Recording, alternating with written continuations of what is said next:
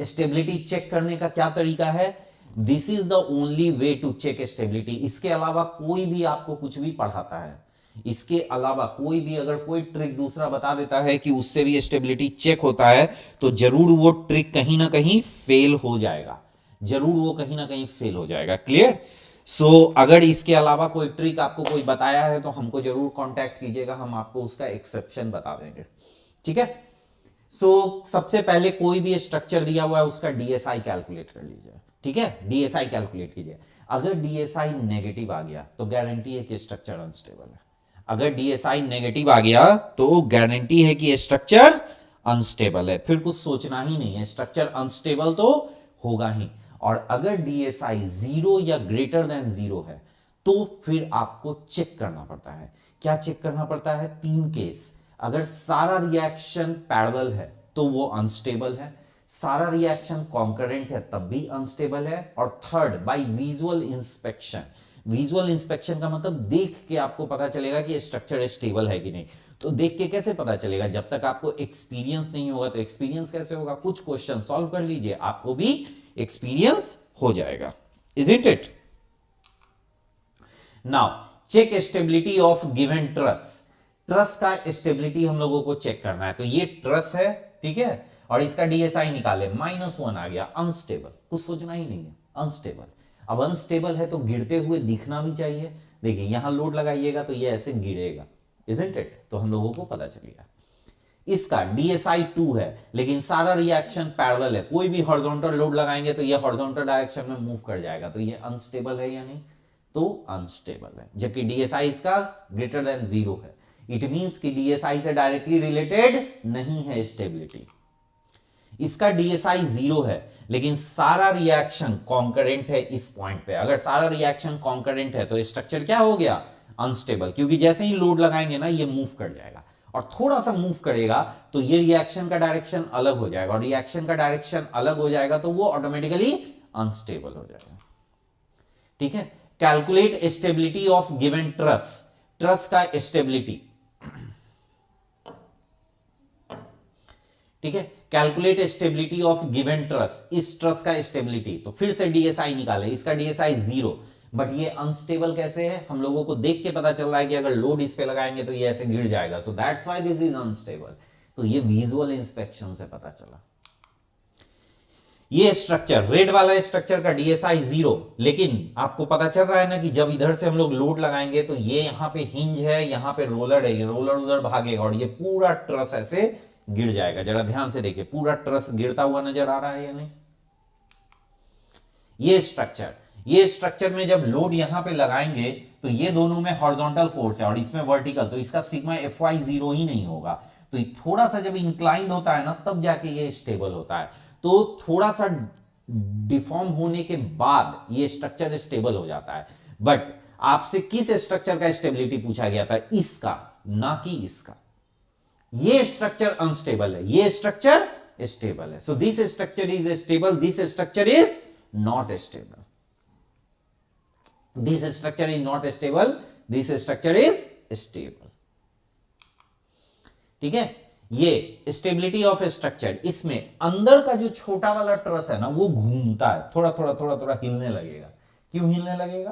तीनों साइड से जो उसको रिएक्शन मिला है, तीनों साइड से जो उसको रिएक्शन मिला वो किसी पॉइंट पे कॉन्करेंट है।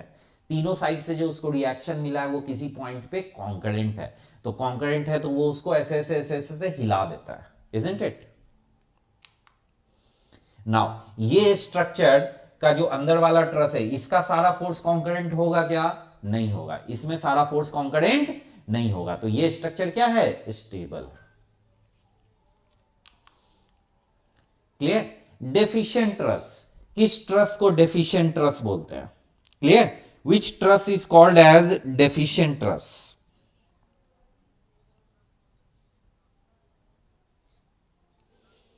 ठीक है? डेफिशिएंट ट्रस किसको बोलते हैं? So it's very simple. अगर नंबर ऑफ मेंबर 2j-3 है, अगर नंबर ऑफ मेंबर 2j-3 है, then that is called deficient truss. और number of member is equal to 2j-3 हो गया, इक्वल टू हो गया, तो दैट इज परफेक्ट फ्रेम, यानी कि जस्ट वो स्टेबल स्ट्रक्चर हम लोग बनाए हैं। और अगर m 2j-3 से ज्यादा है तो उसको रिडंडेंट फ्रेम बोलते हैं, मतलब कि उसमें एक्स्ट्रा मेंबर है स्टेबिलिटी के लिए, isn't it? A triangular truss is the smallest stable shape. Triangular truss जो होता है, ये जो ट्रायंगुलर ट्रस है that is smallest stable shape है, सबसे छोटा आपका शेप है, ठीक है। स्टेबिलिटी का ये सब एग्जाम्पल हम बताए थे क्लास में। एक्सटर्नली स्टेबल का कोई एग्जाम्पल, तो बिल्डिंग क्या है, एक्सटर्नली स्टेबल है। एक्सटर्नली अनस्टेबल का कोई example, car without brake, car है विदाउट ब्रेक है, तो उसको धक्का दीजिएगा तो वो चला जाएगा या नहीं आगे, तो that is externally unstable. Internally stable building externally भी स्टेबल होता है, इंटरनली भी स्टेबल होता है, isn't it? Now internally unstable का कोई एग्जांपल, तो जो झूला झूलते हैं ना आप लोग, बड़ा वाला जो सर्कल वाला झूला होता है, उसमें देखते हैं आप लोग जिस पे बैठते हैं वो हिलता रहता है, जबकि ओवरऑल झूला क्या है, स्टेबल है। ओवरऑल झूला क्या है, स्टेबल है, बट आप जिस पे बैठते हैं वो ऐसे ऐसे ऐसे ऐसे हिलता रहता है, isn't it? So that is internally unstable.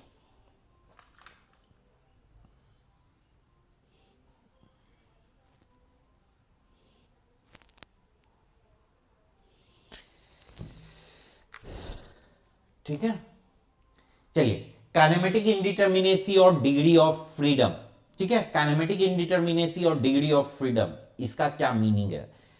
याद कीजिए, हम ये समझाने के लिए आप लोगों को बहुत अच्छा चीज बताए थे कि सबसे पहले ये समझने के लिए, काइनेमेटिक इंडिटरमिनेसी और डिग्री ऑफ फ्रीडम समझने के लिए आपको ये समझना पड़ेगा कि एक्सटेंसिबल और इनएक्सटेंसिबल का क्या मीनिंग होता है और रिजिड का क्या मीनिंग होता है। तो इसके लिए मैंने बहुत अच्छा एक एग्जांपल दिया था कि जब रिजिड बोलेंगे तो दिमाग में आपके स्टोन आना चाहिए।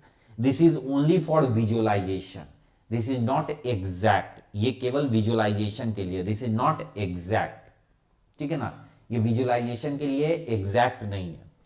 इनएक्सटेंसिबल रेनफोर्सिंग बार जो होता है वो बेंड बड़े आसानी से हो जाता है, बट खींचने में खींच पाते हैं क्या, नहीं खींच पाते हैं, ठीक है।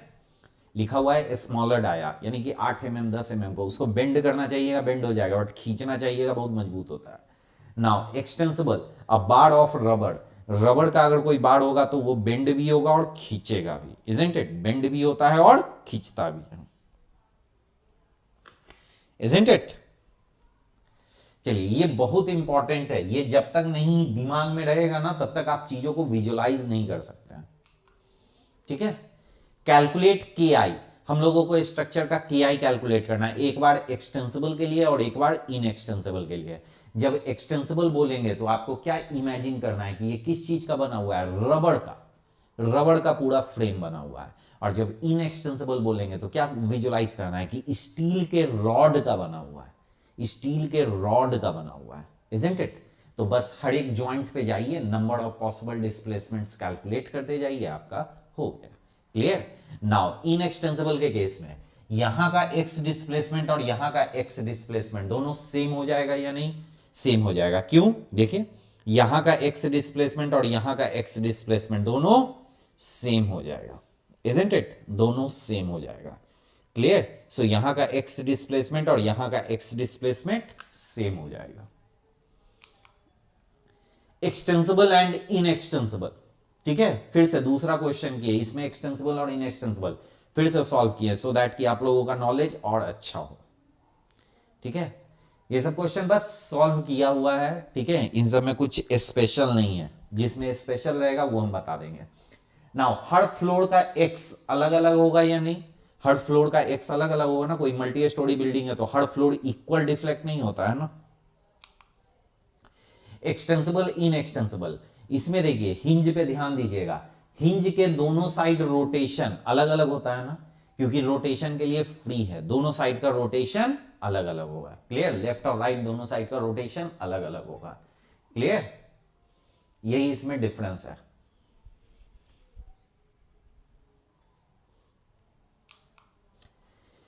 ये क्वेश्चन अच्छा क्वेश्चन है, इसमें गलती होता है सबसे, ठीक है। क्या अच्छा है इसमें, देखिए यहां पर अगर y आप ले लिए हैं तो इसका y पता चल गया इनएक्सटेंसिबल के केस में। अगर यहां का y आप ले लिए हैं तो इसका y पता चल गया, और यहां का x ले लिए हैं तो ये भी x पता चल गया। समझ में आया? यही छूट जाता है लोगों से। क्लियर? इसलिए ये क्वेश्चन कराए थे। ठीक है, ये इसी ईयर हम ये ऐड किए ये क्वेश्चन, पहले क्लास में नहीं बताते थे, बच्चों बनाते थे, इस साल हम इसको ऐड कर दिया। ठीक है, इस क्वेश्चन में एक हिंज पे अगर 3 मेंबर है तो तीनों का अलग अलग थीटा होगा। एक हिंज पे अगर 3 मेंबर है तो 3 थीटा होगा, देखिए, और यहां हिंज पे 2 मेंबर है तो कितना थीटा होगा, that is 2 theta.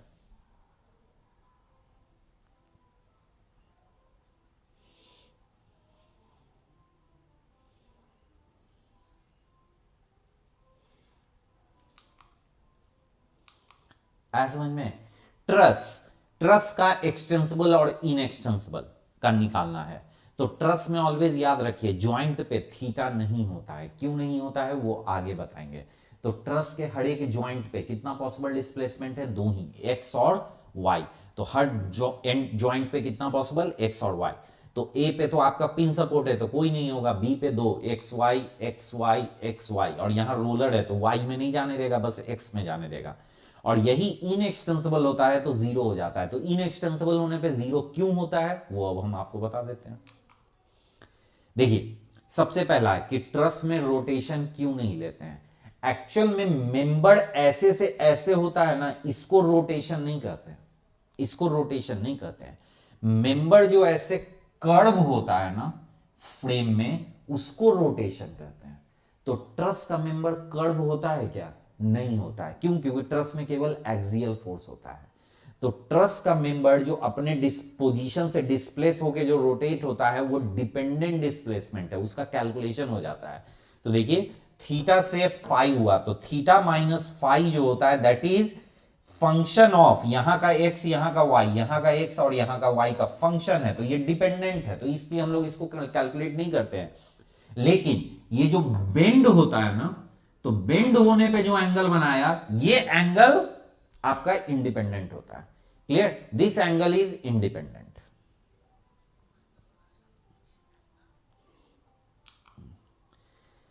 KI of truss with inextensible member is always 0। Inextensible member होगा तो ट्रस का KI ऑलवेज 0 होगा। क्यों? बहुत सिंपल है। देखिए, ये आपका ट्रस है, this is the truss. Truss पे फोर्स लगाएंगे तो इसका ये ज्वाइंट यहां से यहां चला जाएगा, ट्रस पे फोर्स लगाएंगे तो ये पॉइंट यहां से यहां चला जाएगा, इजंट इट? सो C से C डैश जाएगा, तो C से C डैश जाएगा तो मेंबर में इलोंगेशन कंप्रेशन होगा तभी जाएगा। अगर मेंबर इनएक्सटेंसिबल है तो इलोंगेशन कंप्रेशन अलाउड ही नहीं है। अगर इलोंगेशन कंप्रेशन अलाउड नहीं है तो क्या ये इसमें KI होगा? नहीं होगा। That is very simple.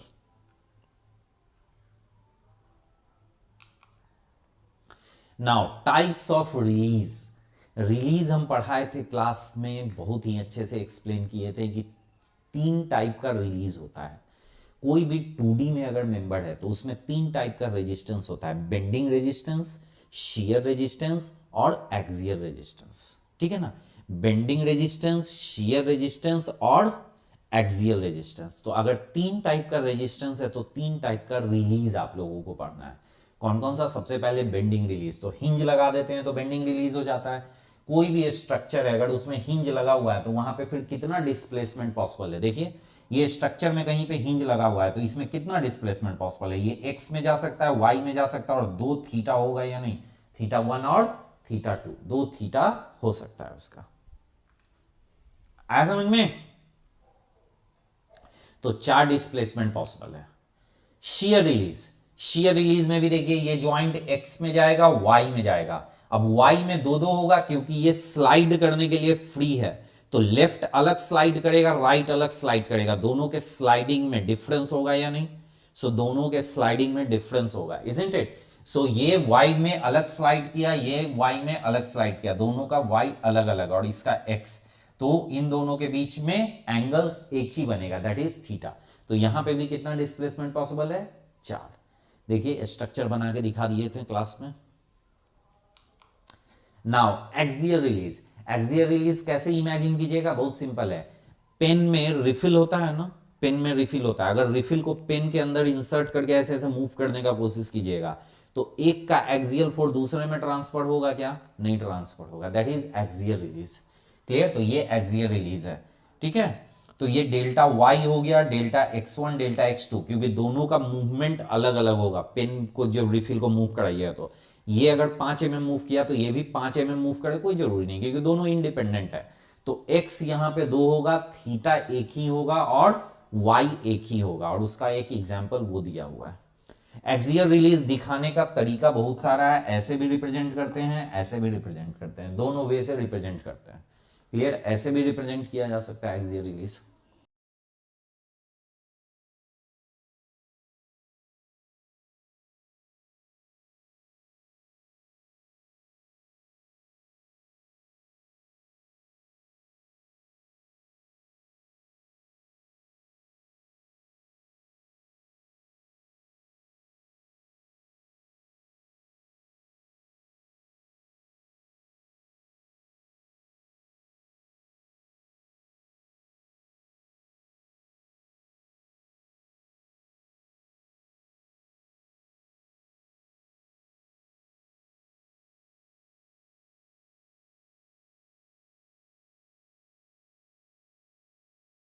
Now ये कल हम क्वेश्चन एक करा रहे थे ना डीएसआई में, और बताए थे ना यहां पे कितना एक्स्ट्रा इक्वेशन मिलेगा। सो यही इसमें बताया हुआ है कि एक्सियल प्लस बेंडिंग रिलीज है ये। देखिए एक्सियल फोर्स भी ट्रांसफर नहीं होगा और बेंडिंग रिलीज तो है ही, क्योंकि दोनों का रोटेशन इंडिपेंडेंट है। ठीक है, कैलकुलेट डीएसआई, ये गेट का क्वेश्चन है और गेट के क्वेश्चन में इसका डीएसआई निकालने आया था। ये कौन सा रिलीज है? ये शेयर रिलीज नहीं है, एक्सियल रिलीज है। जहां पे रोलर देख लिए वहां शेयर रिलीज मत कर दीजिएगा, ये एक्सियल रिलीज है। क्वेश्चन को समझना होता है, क्वेश्चन को समझिए, विजुअलाइज कीजिए कि इसका फोर्स इसमें ट्रांसफर नहीं हो रहा है, so this is axial release. आया समझ में?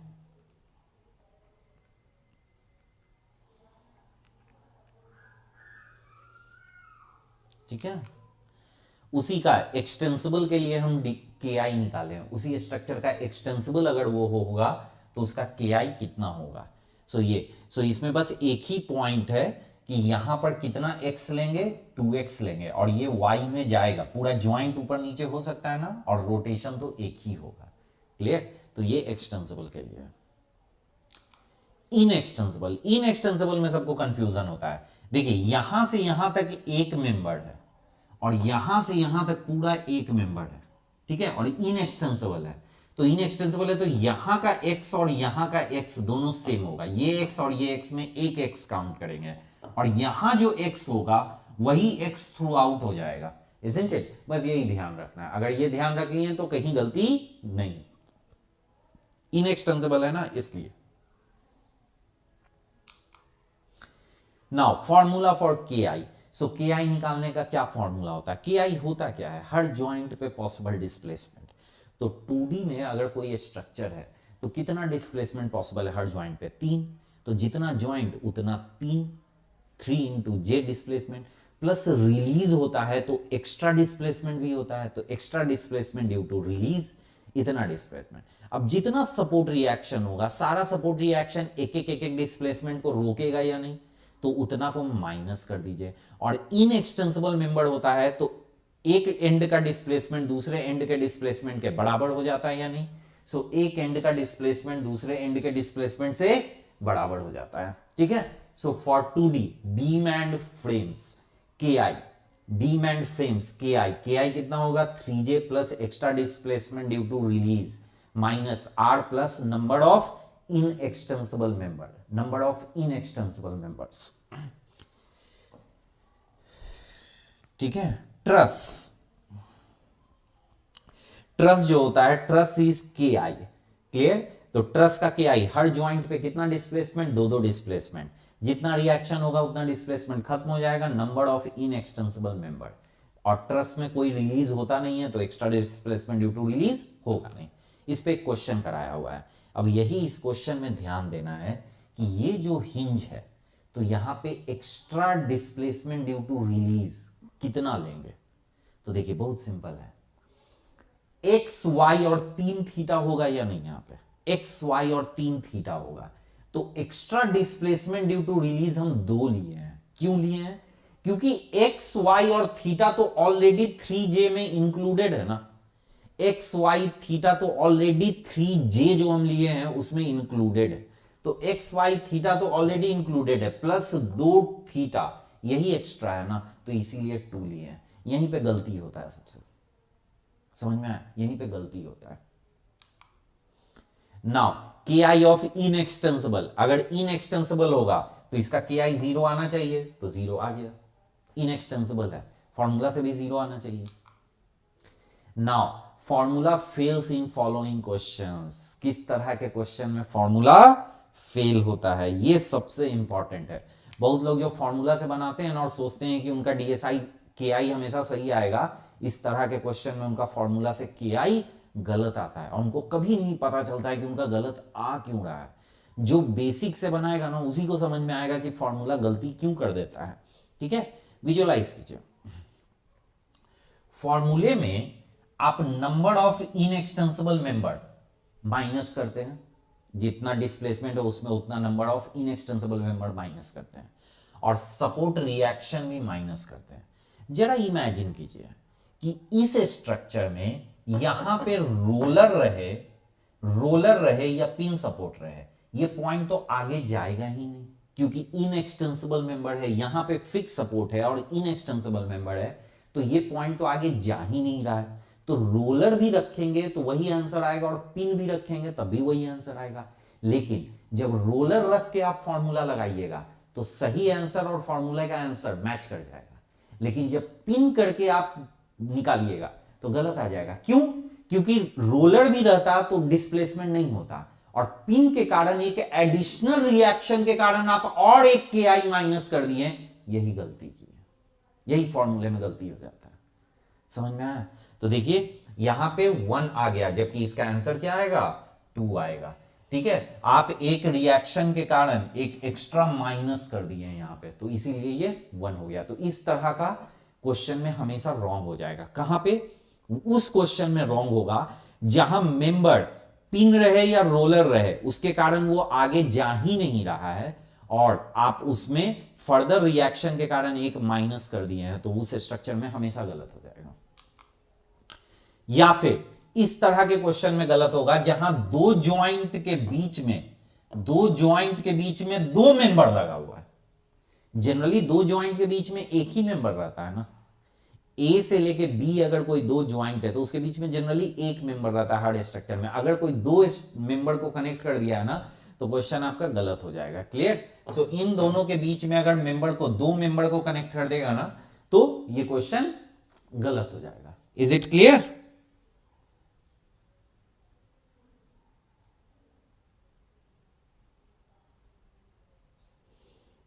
ठीक है, सो इसी को देखिए, के आई हम लोग फॉर्मूले से निकाले 4 आया, लेकिन बेसिक कॉन्सेप्ट से निकाले तो कितना आ गया 5। क्यों ऐसा होता है? बहुत सिंपल है, यहां से यहां के बीच में दो मेंबर है, आपने इनएक्सटेंसिबल मेंबर के कारण एक के आई माइनस किया, तो एक्चुअल में एक ही के आई माइनस होना चाहिए, लेकिन दो इनएक्सटेंसिबल मेंबर कनेक्टेड है तो आपने 2 बार माइनस कर दिया, जबकि हुआ कितनी बार प्रैक्टिकली माइनस? 1 बार हुआ।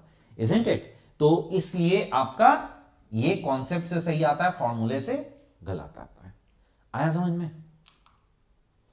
नाउ गेबल फ्रेम का क्वेश्चन, गेबल फ्रेम में अगर के आई निकालना है तो कैसे सॉल्व करेंगे? सो गेबल फ्रेम में अगर के आई निकालना है तो कैसे सॉल्व कीजिएगा, that you have to understand.